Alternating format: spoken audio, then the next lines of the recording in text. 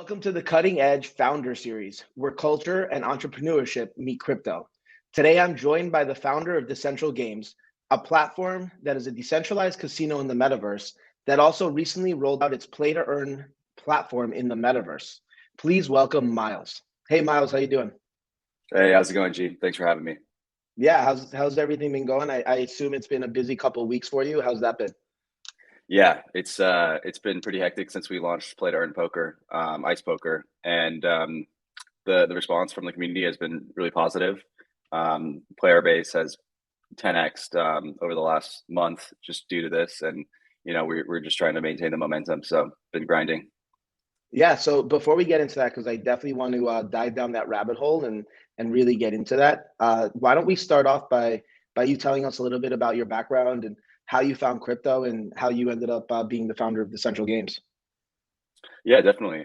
So yeah, my first venture was actually an e-commerce business. I started it when I was a student at UCLA back in 2015, and ran it for a couple of years, scaled it. Didn't really find crypto until end of 2016, early 2017, and it was kind of like right before the ICO kind of boom. And one of the projects that was raising, and I participated in its ICO, was Decentraland. The idea of a virtual world and metaverse was really appealing to me, and I felt that whoever built a platform that was open and decentralized, would garner a lot of users. So it's obviously very early, but I gravitated towards Decentraland. Participated in the community a bit early on. Bought land and everything, and but it wasn't until 2019, early 2019, and I realized that no one was really addressing one of the most obvious use cases, in my opinion, of the metaverse, which was multiplayer, like wager based games, just given the crypto integration and crypto native community that supported the project. And so I felt that it would be a huge opportunity for a project to get started, and then obviously from there you can expand to so many different avenues in the metaverse. But I felt that in the early days, building games like casino style games that people already knew how to play would be easiest for onboarding as many users as you can early on. So yeah, that's kind of how I found DG. Yeah. Yeah, so yeah, a couple, so many questions there already.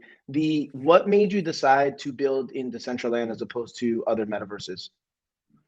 Yeah, early on, I'd been tracking the community for a while, and I just felt that their approach to kind of just building the tooling, like with their SDK, to build all types of engaging experiences, was the right approach, and also building like a decentralized base of hosting and serving content. Obviously in the early days, it was very simple, didn't really allow you to do much. It was kind of a little bit slow, buggy, and the user base was really low. But I felt that they had the right ethos early on, and I thought it was just a matter of time before people kind of gravitated towards it. And I think more recently, with Facebook's kind of pivot to Meta, I think Decentraland has kind of shown itself to be the standard of like a decentralized alternative to that.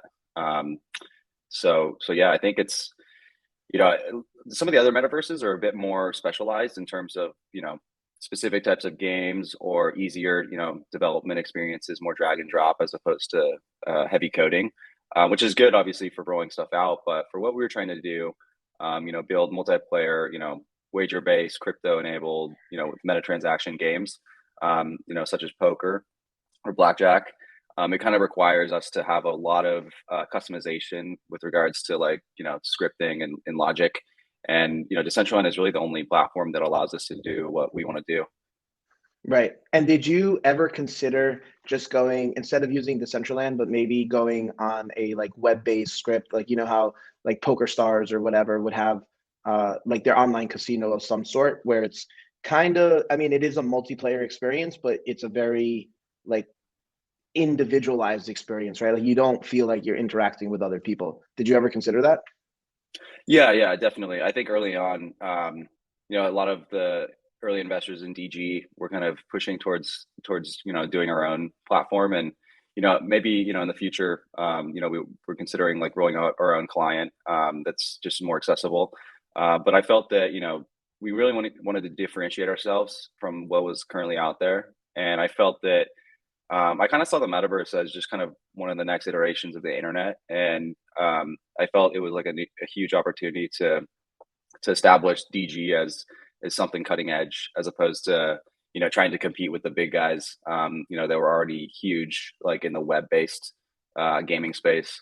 And so we made a big bet on 3D virtual worlds, and I think I'm still extremely bullish on 3D virtual worlds.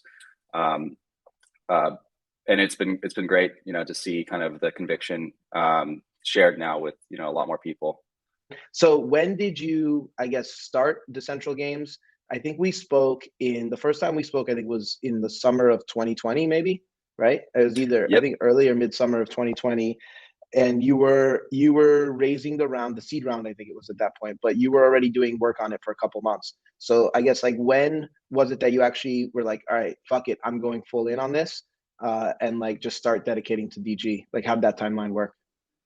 I started kind of messing around with Decentraland SDK back like in actually in 2019.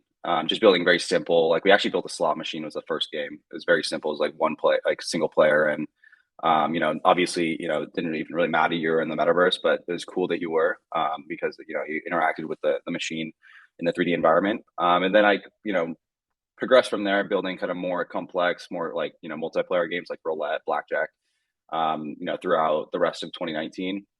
But yeah, we were bootstrapping DG for that whole time. Didn't really start raising external funds until early 2020, and then ended up doing like a pre-seed round, kind of led by DCG. Closed that like June, and then that summer was actually DeFi summer. So there was all these new token models, kind of the market turning a bit more bullish, considering 2018 and 19 were pretty bearish. But obviously, it was a good time to build. And then towards the end of DeFi summer 2020, that's kind of when I was inspired to develop the DG white paper, or write the DG white paper, and develop a token model kind of built around some of the premises that were pioneered in that era. DAO governed treasuries, kind of a mechanism of distributing the tokens to the users of the product. And yeah, and then that's kind of when I was connected with you, and it was great to raise that round. I think that we ended up closing it in October, so a little over a year ago. Mhm. Um, and ended up launching DG and all of our games at the time on mainnet December 1st. So that's pretty much about a year ago from Right. today. Yeah, and Yeah. I was looking at the treasury like a day or two ago, and I mean, you've already gotten I think around $6 million in like earning outside of like the rest of the treasury of the assets and the land and all that stuff that's currently in there. Like there's been like literally $6 million of gameplay like money that's been earned right over the past year. Right. Exactly. Yeah, yeah, and Exactly. like Yeah. yeah, to me that's been like incredible, right? Because like you also like I know you had like the farming like played a farm originally, and I thought that that was really cool. And I remember like when you guys launched, I was playing the game, farming tokens with the wearables, and I was like, yeah, and this is in the depths of COVID, right? Like we're sitting there, we're still like not really allowed to do much, and like to me, I was like, it was probably the one of the better experiences I had with regards to interacting with other people, right? Because like I'm not gonna lie, I've been that degenerate gambler that's been on those like blackjack or poker websites where yeah, you're interacting with other people, but you don't like feel like there's other people around. To me, like the coolest experience of the first time I went into the casino was like, yeah, I'm sitting there, I'm playing blackjack, and there's like people walking around just like I'm in a normal casino. You know what I mean? And like that to me was like super cool. And like there was something comforting about that. I can't put my finger on what it is, but it's just like knowing that like, there's another player at the table with me. I can see them, I can see their cards.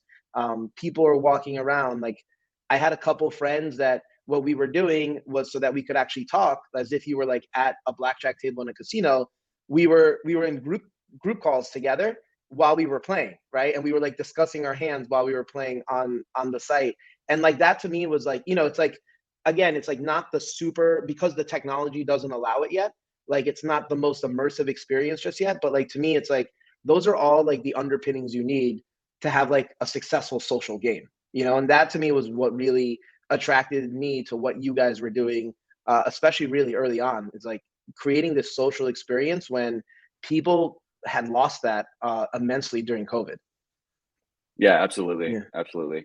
Yeah, I mean, I think it's kind of just goes back to like the whole idea of metaverse, the more immersive. It's basically just a shared social experience, on the internet and obviously backed by, NFTs and, being able to own and custody your assets. And so, yeah, these games that kind of just brought people together at the same time, you kind of see and feel the presence of someone else next to you, whether it's blackjack, roulette, poker. Yeah, it definitely kind of builds off of the experience of kind of being in a real casino, but it allows you to do it from the comfort of your own home or office, anywhere in the world, and kind of feel that social immersion that you would get like in a real world casino.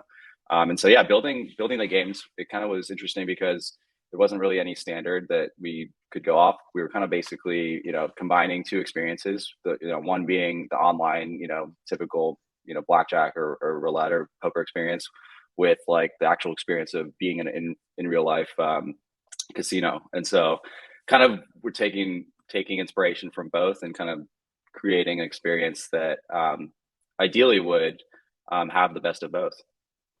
Right. And so there's two questions that usually come up whenever I'm talking about DG to people.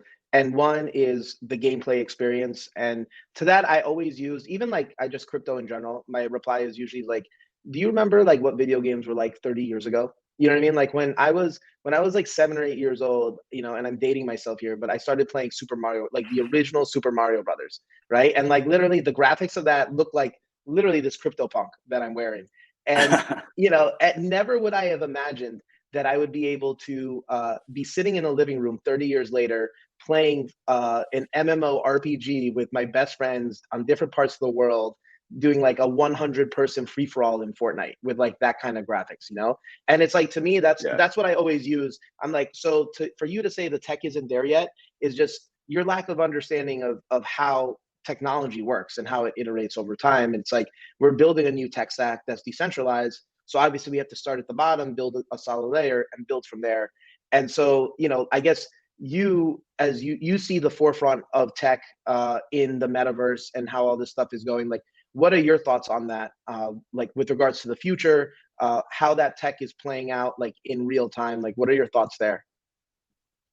Yeah, I mean, I think early on, it's definitely going to be a bit clunky, and we've seen from the beginning of developing in Decentraland, it's been clunky, and they've iterated on features in their SDK, which we've been able to roll out pretty quickly and optimize the experience. And for example, now in our Ice Poker Lounge, which is our play to earn poker game, anytime you hop in, there's around 300, 400 other players online playing at that specific time. So the experience is actually way more engaging than what we were, doing originally when we launched, which was, maybe 50 players online or less. And that was during events too. Like not during non-events, it would be even less in the early days. And so, yeah, I think, obviously it's a bit cartoony. That's due to the low poly counts in the metaverse, just so that rendering doesn't take forever. But yeah, I mean, I think as we've seen in the last year, Decentraland has improved their technology considerably. It's a bit smoother, especially when there's a lot of avatars like in the same scene. And they're actually going to be rolling out next month the native client for your desktop. So the core users that are playing a lot, they can download an app which basically has all the scenes pre-rendered, and so that when you load into a scene, it's like almost immediate as opposed to waiting a bit. Right now it takes around 15-20 seconds for everything to load in, just because loading all the 3D models into the browser. So those are huge improvements, and I'm confident that it's going to continue to iterate. But like you said, I think we're really in the early days of the metaverse. But yeah, I feel like the potential is very clear, and it was very clear to me a year ago. And so the progress that we've made over the last year is definitely an indicator that it's going to continue in that direction, and get to be even more and more immersive. Obviously the biggest step that it needs to eventually take is kind of like the full immersion with the headset. I don't know. That's eventually going to come.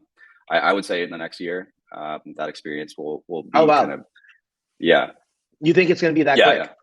All right, cool. Um, That in Decentraland, yeah, yeah, yeah. they'll have an option where you can put it on the headset and play games. Definitely in the next year. Yeah. Oh, that's Obviously, awesome. the technology is a bit clunky. The headsets. I personally think that the headsets need to get a little bit slimmer for it to become, like Yeah, fully adopted. Because they're just no one wants that huge thing on their head, and you kind of get dizzy after like 30 minutes. But I think it's the jump for Decentraland, which is obviously one of the most popular open metaverse platforms. It will support it within the year. So I think that'll be a huge step, and I think maybe that will be kind of a turning point for some folks that are kind of skeptical about the metaverse because it's a lot more immersive. right. Um, yeah. Yeah, no, that makes a lot of sense. What do you think that there are? So, are there other metaverses that you've been? I mean, I'm sure that as new metaverses pop up, you take a look at them, right? Because it's like you don't just want to have your, let's say, your flagship casino in one metaverse, right? If there's the opportunity for others, are there other metaverses that have interested you? Like I know Crypto Voxels has been around. I know like Nifty Island is building stuff out. Like what what are the things you look for in other metaverses in order to consider building on there? And like what are the ones that you find most interesting right now? Right now, we've been looking at other metaverses, but we haven't really started building in any of other ones just because they don't, have all the same features that we can leverage for our product and experience. The main features that we need are obviously the scripting needs to be pretty complex and support kind of very custom development. A lot of other metaverses are kind of more geared towards the indie game developer to be able to roll something out, quickly with like minimal, coding. For us, we prefer actually the opposite. We want to be able to customize as many things as possible. So that's kind of one thing. Some of the more simple metaverses are try to kind of geared towards just like being able to publish games quickly, simple games. Another thing is like the avatar experience. I think that is something that we've been able to leverage, especially with our ice poker play to earn product, because like we don't have to develop the avatars themselves. We don't have to work on the wearables, like and how they interact with avatar and how they animate when the avatars animate. We obviously built wearables directly into our game economy for ice poker, especially. That's kind of our equivalent to like having an axie. It's like you have to have one of these to participate in play to earn poker, or you can receive delegation to one. And so being able to leverage that feature in Decentraland has been huge because we get to focus on specifically just the games and the game economics and incentives. Another feature is the social. Obviously, that's huge. Being able to text, chat, and voice chat with other users. Obviously, there's a lot of development that goes into that we don't necessarily have to focus on just because the platform handles that. And then just the decentralized kind of approach. I think Decentraland obviously compromised a bit on user experience and speed for decentralization, which I think obviously some people criticize because it doesn't load instantly, and sometimes it was buggy with interactions with other users in the early days. But I think having that approach is going to position them in a good place, just because it is kind of forming as the alternative to Meta. Meta is obviously ultra centralized, and it's going to be probably a lot smoother. And so yeah, I think it's really important for us to have the platform that we're building on, have an ethos kind of geared towards like user custody of assets, on-chain assets, stuff like that. And so, yeah, we've been keeping our eyes open to other metaverses, and obviously with the hype around Meta, I think there's going to be a lot of people that try to compete. But I think just from seeing a lot of these projects pop up, I think a lot of them are underestimating the amount of money and resources that it's going to require and time to build something that can rival Decentraland, just because they've had such a massive head start. They have a huge treasury now, upwards of $1 billion in their token, mana, just due to the market kind of hype around it recently. And so I think it's going to be actually kind of really difficult for someone to rival that, given the time frame and the resources. But we're ready to go. I mean, we have our treasury can diversify to other land. We have the ability to do that if we see that there's another metaverse that's worthwhile. Right, that makes sense. And so before we get into ice, because I really want to start going down the rabbit hole on that, and also poker, because I know I remember I think I've been messaging you when poker for I was messaging you I think for Yeah, like nine months before poker came out. But before yeah, we get into that, one of the questions that people always ask me, and I'm like, dude, that's like way above my pay grade. So now that I have you here, because I know you've answered it for me before, and I just want to I want to have a place where I be like, listen, go listen to Miles talk about that right here.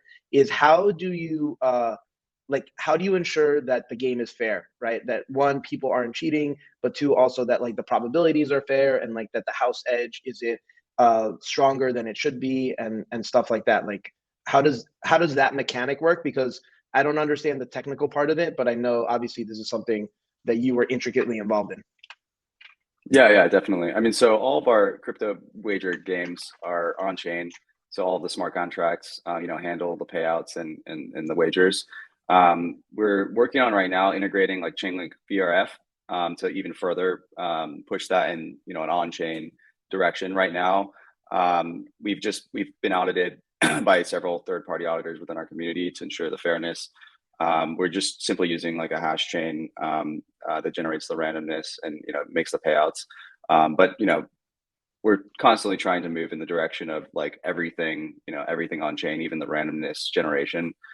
So that's been a push. But I would say like more recently, like where our gravitation from a development perspective not only is in Chainlink VRF direction, but also the ice poker and play to earn games are kind of more off chain just because it's like chips that you're wagering instead of crypto.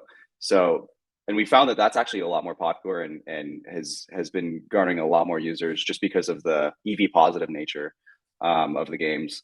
And so, we kind of have these two products, but from the crypto wagering perspective, yeah, we try to move towards everything being on chain and verified randomness using Chainlink. All right, cool. All right, perfect. And now, yeah, now let's start talking about ice, because I remember I ran into you over the summer and you were telling me about this, and I was like, dude, this sounds incredible. So the let's start with when did poker end up going live? We did, I would say, sometime over the summer. We rolled out our like free play poker, but yeah, more recently, and then but in the summer we realized that the session time was way longer than our other games, and so we were like, okay, Hmm. we need to figure out how to create a product that leverages the poker experience that kind of has a constant incentive to always play and play every day. And so I was super inspired by Axie, and I felt that their token model. I was looking at it pretty heavily during the summer. With their two token model with SLP especially, and I felt that it was like the compound of gaming.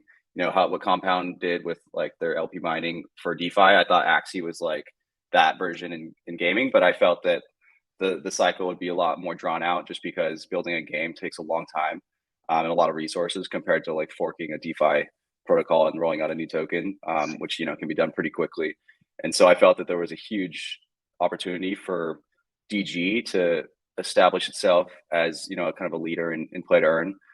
Just given the fact that we've already built all these games, we have a crypto native, like metaverse native community, and all we kind of needed to do was figure out a good incentive model for people to play every day, and incorporate the NFTs and upgrading NFTs by burning tokens that they earn.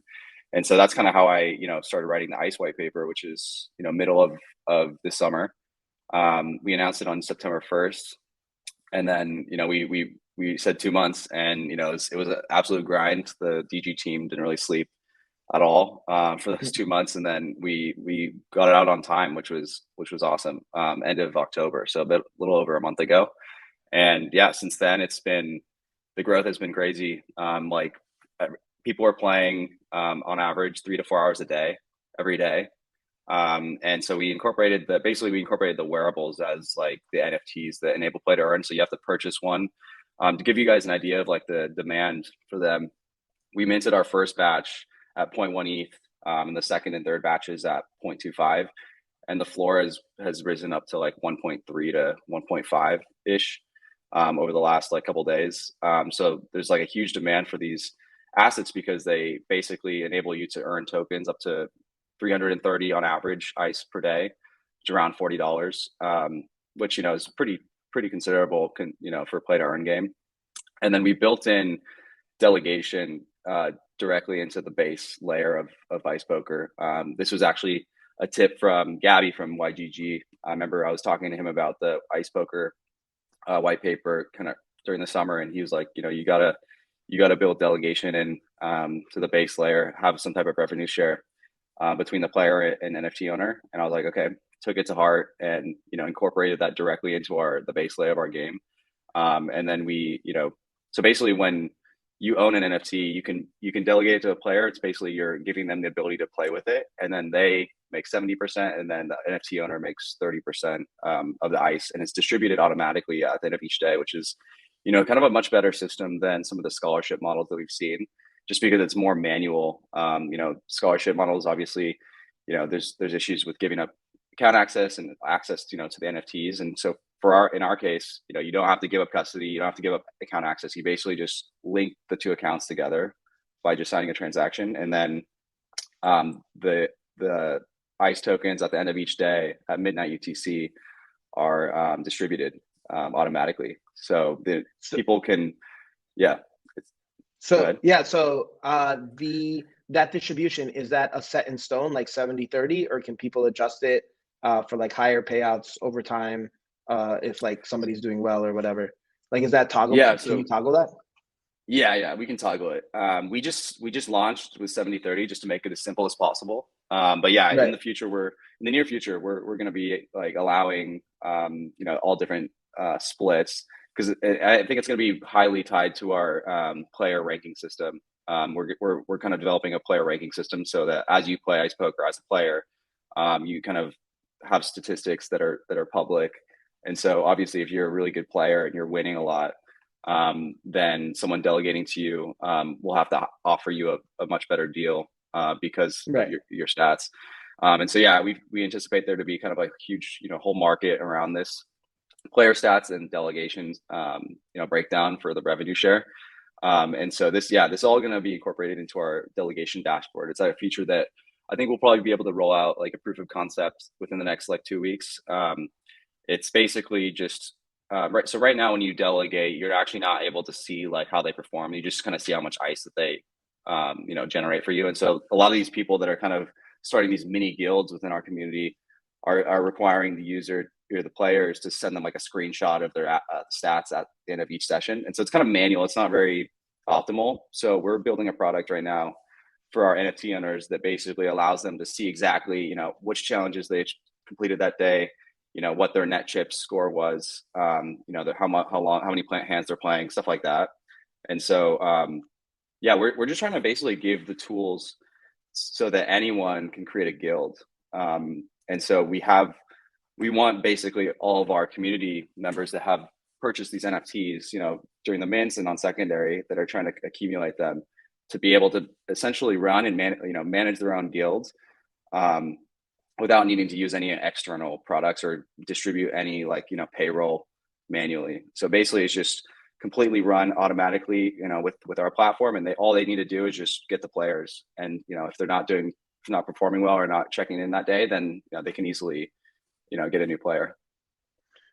Yeah, well, I think the interesting thing with that is kind of you taking Gabby's feedback to heart, right? Because one of the things I've heard consistently with Axie scholarships is that it's very manual intensive, right? Like to your point is like payouts and running the accounts and everything requires a lot of manual work. The people that I've spoken to that are running the mini guilds on DG are like, yeah, it's like super easy. Like you set it up, you don't have to worry about like losing the asset. There's no necessarily inherent trust. It's kind of a trustless network, and it doesn't take that much man hours, or let's say having to build custom scripts to put stuff out. Like, to me, I think that's obviously like a huge advantage, right? Because the easier you make this for everybody, the more people will end up using it.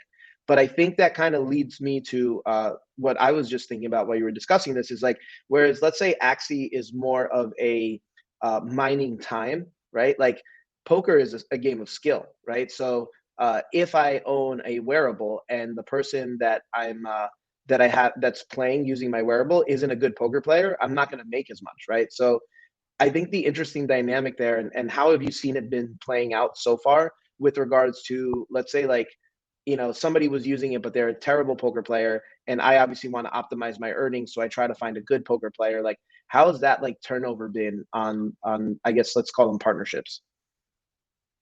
There's like it's interesting because yeah, that's you bring up a good point. Obviously, poker is highly skill based, and it's like it is a obviously some chance, but high good amount of skill, and I think it's a perfect balance because it's a game that people will want to come back and play every day, regardless of the fact that it's like the same game over and over again because of the variety and because of the skill. And so it's our community has given some feedback that it is very engaging, and even though it's free play, basically we have like a breakdown of two different ways of earning tokens. So you have three challenges that are kind of based on volume. So the more hands you play, the more probable you are to achieve those challenges. It's kind of like win 15 hands, get a flush, get five, two pairs, stuff like that. And so obviously over time, the more you play, the more likely you are to complete your challenges. And on average, you should be able to do all of them within like 3 or 4 hours of play. But then, even though it's free play, chips, we wanted to incentivize people to actually play for real, and actually try to win and play tight. And to do that, we have like a tiered system of the leaderboard. So basically, we rank all the players based on their net chips gain or loss, and then there's 20 tiers. So like the top 5% or the top 5 to 10%, top 10 to 15, and so on. And each percentile gets a multiplier. So like the very top 5% of players get 2x of their earnings. So if they do all their challenges, they should get 330 ice. And then if they get on the very top 5%, that's 660 ice. So it's actually way higher than average. And then obviously on the bottom, you get punished. So like if the very bottom tier is like 0.3x, so you actually get less than a third of the ice, around 100 ice or so. And so, yeah, obviously people are very, incentivized to actually play tight poker, even though it's like, not real money wagering. And so, yeah, from that perspective, it's been, good to see that people are actually, trying to win. And then in terms of the players, we have so many. I mean, there's a huge supply shortage right now of ICE NFTs, and just because the yields are definitely considerable for a lot of folks that are wanting to play to earn games, and we have this like channel in our Discord where people can kind of get matched like between a delegator and a player, and there's always several hundred extra players available, and they keep flowing into our Discord every day, just given the yields. And considering that they can, if they find a delegator, then they get to basically play to earn for free. They don't have to make any capital investment on an NFT. They basically just receive the delegation and then immediately get to earn tokens. And so from that standpoint, I think it's very competitive, and it's getting more competitive for these players. If they don't perform, they can be replaced easily by someone else that's eager to come in and play to earn. And so yeah, I mean, we've definitely seen some turnover, I would say, and it's really kind of based on like the relationship between the NFT owner and the player, and that's actually something that I actually didn't really anticipate. It's kind of turned into definitely a rewarding experience for some of the NFT owners. Like I've seen some messages in our Discord that the players, they're so eager and they're so thankful for the opportunity to play to earn, and the NFT owners like feel kind of this ownership over giving that opportunity to the player. And some players eventually save up enough tokens to buy their own NFT. So it's kind of like this kind of really interesting virtuous cycle that has been great to kind of witness, because I didn't really anticipate it to be that rewarding. But it's been cool to see. Yeah. Yeah, I mean, I like in preparation for this interview, I spoke to a couple of the NFT owners, and I was like, all right, so like what are you making like per week, per month on average for your players? And it's been interesting because it's turning out even at like a 1.4, 1.5 price in ETH, it's around like somewhere between 10 and 15%, like depending on the player, which on a monthly return that's great for them, and then being able to give players that opportunity, like the same thing you've seen with Axie, right? Of people being able and being thankful of that opportunity, especially during COVID, of having the ability to make money, right? And make more money if they're good at it, right? And especially poker is a universal game that everybody enjoys.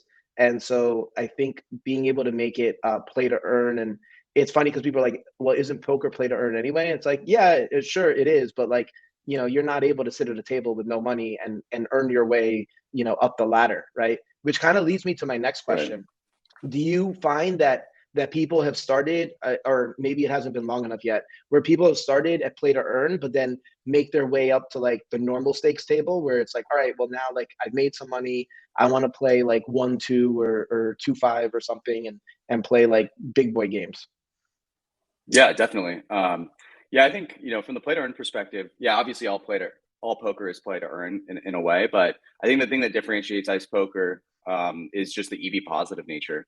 Like everyone that's playing ice poker knows no one that's losing money. Like everyone that's like participating like in the game. Obviously, if you subtract the investment in the actual NFT, um, you know, on a daily basis, it's either you're making a little bit of ice or like a large amount of ice based on how you're doing.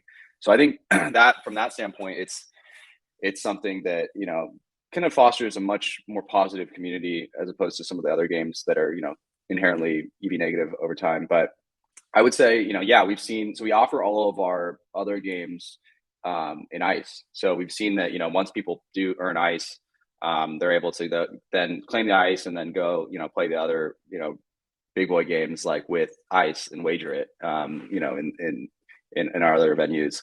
And the Oh, that's that kind of interesting. So adds to yeah. they can play with That ice or USD. Yeah, so we support ice. Obviously, that was more recent. Mhm. Mana, Die, and ETH. And so yeah, Okay. they can play with ice immediately. We wanted to incorporate ice wagers just because we wanted them to be able to immediately play the other games, even if they didn't have any ETH or Die or whatever. So like if they play Mhm. to earn for free, they can earn their ice. They can go turn around and then wager that like on the other games. And then the thing with that is as well is all of the treasury profits in ice are burned at the bi-monthly, so that adds to kind of like the deflationary, like it's a sink essentially for Mhm. ice, which obviously is important. And that I could go into a whole discussion on that, but that's basically we're keeping a really close eye on our burn to earn ratio. We have like a bunch of dashboards set up to track this on a daily basis. And with any play to earn economy, I feel like you definitely have to make sure that you're burning enough tokens compared to what you're emitting. Because we've actually found from studying a lot of play to earn ecosystems is that even the biggest, most successful ones, they're giving away 5 to 10x the amount of tokens that they're burning. A lot of them are close to 10x. And that's just not sustainable over time. And so, obviously, there's ways to create additional sinks to like suck in tokens and burn them. But for us, like from the start, we're actually at zero point 0.5 roughly. So 2x. We're giving away basically 2x the amount of ice that we're burning at the moment. And so over time, obviously, we're trying to get that to 1. So it's 1 to 1. So it's like fully just like there's immediate like equal amount of tokens going out and coming back in. Um, and I mean, I that think sounds the that sounds burning of bullish. ice. That sounds very bullish for ice. Yeah, I mean, I think it's yeah, there's lots of ways that we can do that, but yeah, I mean, we're trying to make ice a lot different than a lot of these other play to earn rewards tokens that kind of just slope down over time because of the emission. We want ice to be, obviously a utility token, and we actually had our first sale of our top like diamond hands level 5 wearable. So basically, over time, what people are incentivized to do is to burn the ice to upgrade the NFT, and so like every mint is a level 1, and as you burn ice and XP, and you have to pay like a little bit of DG every time too. You basically craft a wearable that's like slightly cooler, slightly flashier, and then finally the level 5 version of all these, we call it Diamond Hands NFTs, and they're basically golden. So like if you have like a golden suit, obviously if you're playing poker, everyone's like, oh wow, this guy is legit, and so it has that like metaverse appeal, it's flashy. And so obviously, as you know, I mean, people are willing to pay, extra for that, even if they just want to come in and participate. So we actually had our first sale. It sold for around 4 ETH. And so, we did the math, and basically, by minting for about, 0.25 ETH, so about $1,000, upgrading all on the way, it's like basically $6,000 of costs. If you count like the ICE, the DG, and the ETH to mint. And then obviously plus all the time that it took to like grind and, play every day. And we calculated that, it was $6,000 of cost, and then the sale was about 16,000. So that the guy made like 10,000 profit from basically just reinvesting, burning ice, and was able to actually sell it to someone that wants to come in and have that flashier appeal in ice poker. And so that Is was there a great sign. Yeah, is go ahead. is there like, do you get more rewards if you have like the higher tier NFT, or is it just like a visual thing? Yeah, you get more. So each NFT has a bonus, Okay. right? And so like each like level ones are like one excuse me, level ones are 1 through 8% bonus. Level twos are like 9 through 15, I believe. And so you kind of get a random assigned bonus rate within that range for each level, and then obviously the top is like up to 45% bonus for level 5 diamond hands. And so yeah, you get like slightly more ice each time. But yeah, that combined with the obviously the cosmetic appeal, which is very apparent in a 3D, shared virtual space. We've seen, a decent amount of upgrades, and, that's obviously what we have as our biggest sink for ice, because it burns ice every time. Right. Yeah. And that makes total sense, right? Because I think we've seen that in all these games over the last 2 decades, right? Where people, was happening in World of Warcraft, right? People would be mining and getting like their goods and then selling their accounts, right? Like for real money, right? So it's like they put in that time, they put in the upgrades, but it's a net positive outcome for them, right? Over time. So I think Exactly. that's like super great the way you've been able to figure that out. And as you've thought about it, yeah, I've been super excited. I personally, I know I've been hitting you up being like, yo, like when can I do like a G Money poker tournament, right? Like when can we set that up? So I know that's a Yeah, yeah. conversation I'd love to have with you, and like trying to set that up and figure out how we can implement ice into it and do something really cool. Um, before, I know we have only a couple minutes left, but before you go, what are you what's next for DG? What are you guys working on? So right now we're actually so this week obviously we have the token split. That was a DAO proposal a couple months ago, by some of And the that's early DG.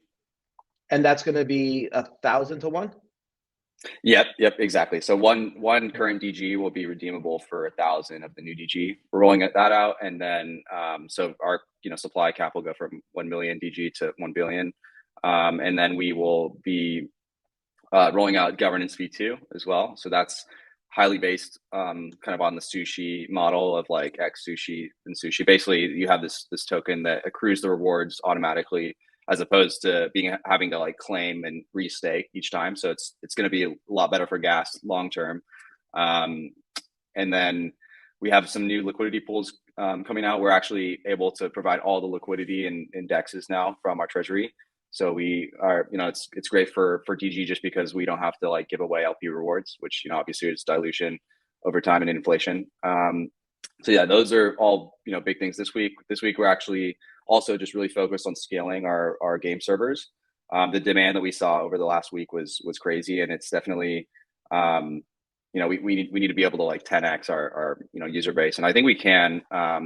So we just want to prepare for that, and then the How following week after that, we go ahead. Sorry. Yeah, how many users do you have right now on a daily basis? Right now we're at 6,000 daily actives, and That's awesome.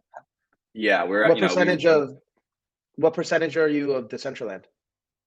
right now I think we're roughly around 15 to 20% of Okay. Decentraland, um, and some days 25% because they've been actually growing quite a bit as well.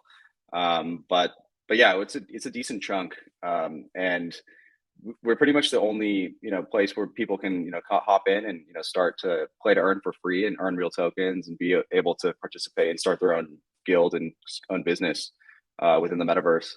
And so yeah, we're just trying to scale that, do a few more drops over the coming weeks, and then yeah, eventually, we're looking to build like a mobile product as well, just to make it more accessible and be able to scale to, 1 million daily actives, which is our goal for 2022. So Oof, yeah, I think that's we nice. have a yeah, exactly. I think we can do it. Mhm. We have a good model, and people are are happy to participate and start their own mini guilds. And so yeah, we're just trying to scale it at this point, which I think I'm confident we'll be able to do. Yeah, and one of the things that like gets me super excited about DG in general is like, obviously it's the governance token. A lot of the value accrual is there. Like to me, it's been like an under the radar play. With even with everything that you guys are doing, is like for the amount of land that you guys own in the Central Land, for the amount of mana that you have in the token treasury, right? With how these things have been exploding, like DG hasn't exploded to the same degree as I think it should have. So like that to me is like when people are like, "Oh, what do you like in the metaverse?" Like I always talked about DG to them because not only of all the things that you guys are doing with regards to building the gameplay and the play to earn and ice and everything that you guys are doing that's awesome, but it's also like a great proxy because you are you are like one of I think isn't the Central Games the biggest landowner in the Central Land? Yeah, we have over 1,000 parcels of land, and the market price has gone up quite a bit since we purchased, um, in a few different TCE large chunks. And so yeah, I think it's the market price of land right now is around 13 to 14,000 USD per parcel. So our land allocation is based on market price is 13 to 14 million dollars, and then our our land is also like chunked together, and so that has a premium too. We recently saw like a $2.5 million land purchase for just one huge chunk, and that was at 20 grand a parcel. And so yeah, you could make a case that our land holdings is kind of upwards of 20 million based on that Right. purchase, just because of the premium that you have to pay for adjacent parcels altogether, because it allows you to build big buildings as opposed to just kind of sprinkled around the map. And so yeah, I think we've only used around like 40% of the land so far. And so yeah, obviously have a lot of space to expand and get use out of that land. And so yeah, we're looking to make several different new venues. We have a bunch in the works that we're working on, like with Theta, one of our partners, like for streaming, and a few others that I mean, in the past we've made a venue for like Board Ape Yacht Club, like the Riverboat Casino, which was great. So yeah, lots of room for partnerships, as a lot of people are trying to have a presence in the metaverse, and then obviously monetize it. Yeah, and that's one of the things that like I love about you is how collaborative you are, right? Like I think even when I first bought my ape, you're like, hey, like can we put it in one of the casinos? I'm like, fuck yeah, let's put it in a casino, right? Like, and it was hanging up in one of the walls in one of the rooms, and you were like, hey, you should make like a G Money headquarters. Like, feel free to use like a piece of land in the Central Games, and like, I can help you build it out. And I was like, all right, cool, thank you. Like, I think like you understand the value of collaboration, right? And bringing those communities into the metaverse and how it's not it's kind of like the Las Vegas model too, right? Where casinos are great and they're a draw in and of themselves, but like you also want people to have an experience whether they want to gamble or not, right? And people want to be in these environments where like it's a fully like immersive experience, whether it's in the real world or in the metaverse. So like I think that you understand that really well. And that's why like I think you've been, and I always say this to people, is like you're one of my favorite founders because you're just always innovating, you're always collaborating, you're very crypto native, and like I'm super happy that one, I know you, and two, that we've been able to work together. Thanks, G. I appreciate that. Really, it's been awesome to have you on board since the beginning, and the value that you've been able to bring to the project has been crazy. Just from like a giving pointers and advice around like development and rolling out new games and economic models. It's been really valuable for me and for DG. So I appreciate it. Yeah. So what advice would you have for other founders that are coming into the space, that are trying to build something, trying to make an impact? What piece of advice would you have for them on things that you can share as a founder yourself? I would say the main thing is just conviction. I mean, I think a lot of people were telling me that Decentraland had no future and it was kind of stupid that we're building there. And I just knew that the metaverse was just a matter of time before like there'd be a huge amount of demand for it. And we've actually, we never envisioned ice poker, when we started DG. Like I knew that metaverse, I was super bullish on metaverse, like Decentraland is the best option. And established ourselves there, started building games I thought were going to be popular for this kind of platform or idea of that I thought was going to grow exponentially.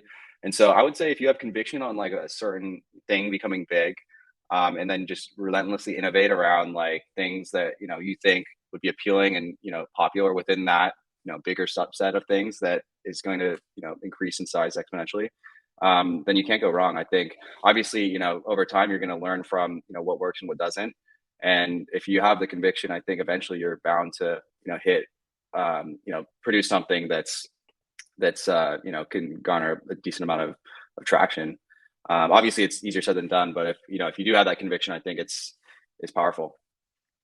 Right. And I think you bring up a good point there, right? Like it's one thing to have that conviction, but then also to have the wisdom to pivot when you need to, right? Because Right. it's one thing to have a Right. plan, but then when you see that the landscape changes, and this is always what I look for in founders, and I think you do it so great, where you see what's coming, you see the trends that are emerging, and you're like, oh, that makes sense. Like we should do that, right? It makes sense for us to do that. And I think you've been executing perfectly. I love what you're doing, and full disclosure, DG is probably my biggest position right now, and I'm not planning Thanks, on G. selling anytime soon, because I'm Awesome. just I it's just like I equate it also. It's like we're at the beginning. Like imagine, I tweeted this last week where imagine like you're there at the beginning of Las Vegas being built. Like, why would you not want to own the casino? You know what I mean? Like Yeah. we've Yeah. seen like what's happened, and how much wealth has been created. And I think you as a founder are the great man to be running that ship, and I feel really confident in the stuff that you're doing. So I know I speak for myself and a lot of other investors to keep up the great work, and I'm really looking forward to what the future brings. Thanks, G. I appreciate it. Yeah, it's Yeah, it's it's and it's crazy. I mean, obviously we've built a lot of stuff over the last 2.5 years, but I think I've never been more excited about what I've been building than right now. And so we have obviously some big things coming out in the next couple of weeks, and by end of year. And so yeah, we're just head down, building. Really excited for what we got coming for the community. all right, awesome. And one more question before I let you go. What's your favorite NFT?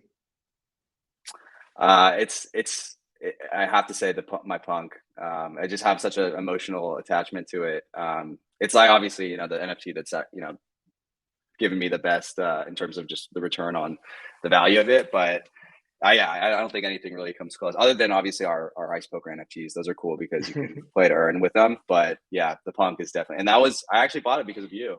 I got it early 2021, early this year. I think it was like in January, February, and it was because of your some of your tweet threads. So thank you for that. Awesome. Yeah, Glad I could provide the alpha. But yeah, yeah, yeah. That's great. Miles, thank you for taking the time. I really appreciate it. Looking forward to what you guys are doing. I'm really looking forward to the split that's coming out later this week. Actually, I think by the time this gets posted, I think the split will have actually just occurred. So yeah, Nice. I'm just really excited, and looking forward to everything you guys are building. Everybody that's been listening today, thank you for listening to The Cutting Edge, and tune in next episode. Thanks, guys. Thanks, Chief. Thanks, everyone.